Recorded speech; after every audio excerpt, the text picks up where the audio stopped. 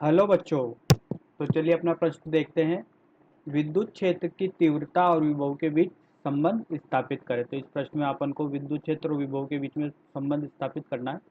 तो चलिए प्रश्न के पीछे मुख्य अवधारणा की चर्चा करते हैं। मुख्य अवधारणा, तो देखिए मुख्य अवधारणा क्या होगी। यहाँ पर अपन देखते हैं मुख्य अवधारणा।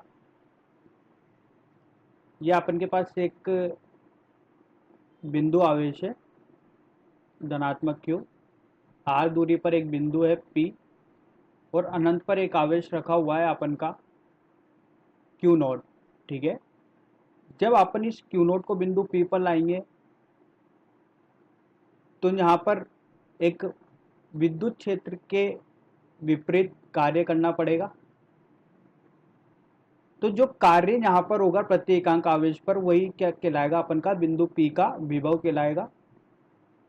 अनंत से R तक लाने में इस प्रति एकांक आवेश को जो कार्य किया वही क्या कहला रहा है, अपन का बिंदु P का विभव कहला रहा है। ठीक है। तो ये कहलाता है अपन का विभव। अब देखिए जैसे कि मान लो अपन बात करें, ये अपन का विद्युत क्षेत्र है। ये इस तरीके से अपन ने एक विद्युत क्षेत्र लगाया है, समान विद्युत क्षेत्र है। इसमें एक आवेश को रखा Q को। तो इस आवेश पर एक बल लगेगा विद्युत क्षेत्र की दिशा में, जिसको बल को दिया जाएगा F बराबर Q गुणे E। ठीक है।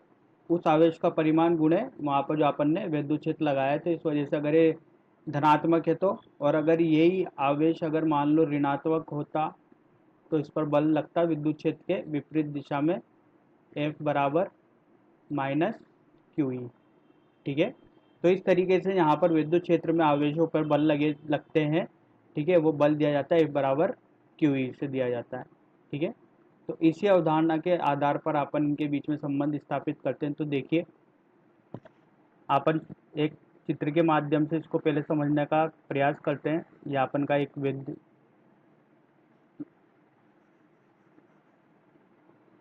यहाँ पर का एक समान विद्युत क्षेत्र है।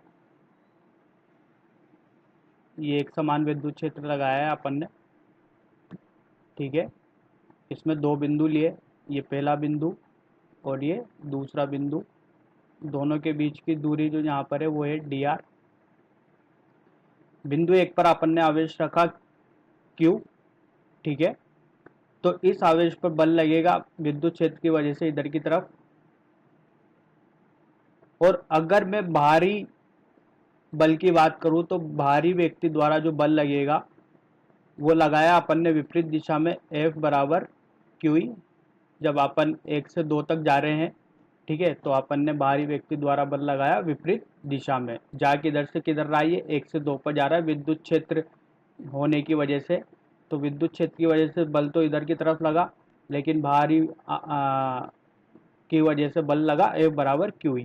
ठीक है। तो अपन जानते हैं कि बिंदु 1 से 2 के बीच में जो विभवांतर होगा, बिंदु 1 से 2 के बीच विभवांतर यहाँ पर जो दिया जाएगा, के बीच विभवांतर जो अपन बताते हैं, विभवांतर ये होता है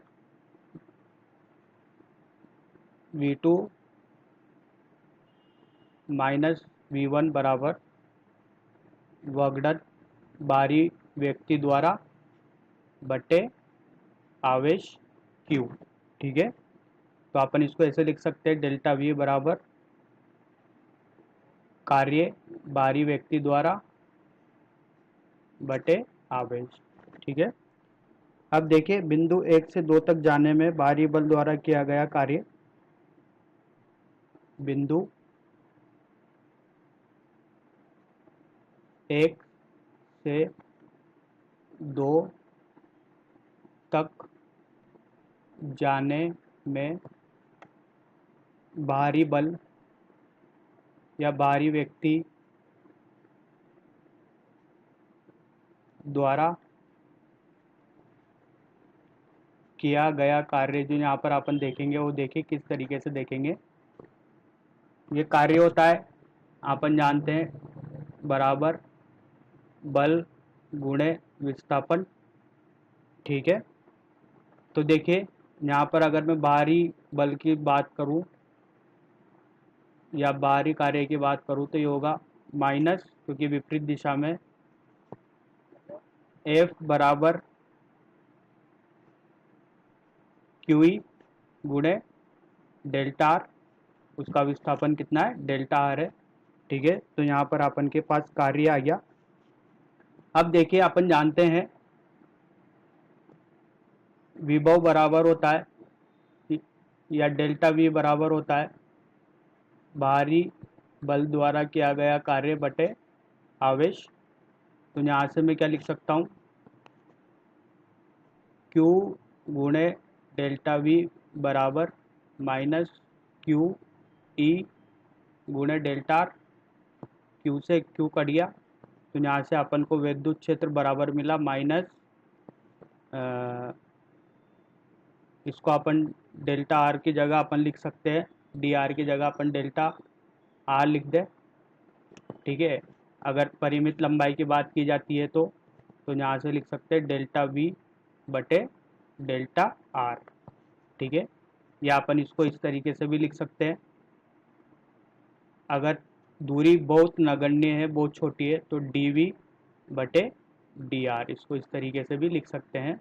ठीक है, तो ये विद्युत क्षेत्र और विभव के बीच में संबंध आ गया अपन के पास। ऋणात्मक चिन्ह अपन को ये बताता है कि विद्युत क्षेत्र की दिशा में जाने पर विभव का मान घटता है। ठीक है, तो जैसे अपन विद्युत क्षेत्र की दिशा में जाते हैं तो अपन का आवेश का जो विभव होता है या वहाँ का जो विभव होता है वो क्या होता है, घटता है। तो आशा करता हूँ आपको ये समझ में आया होगा। धन्यवाद।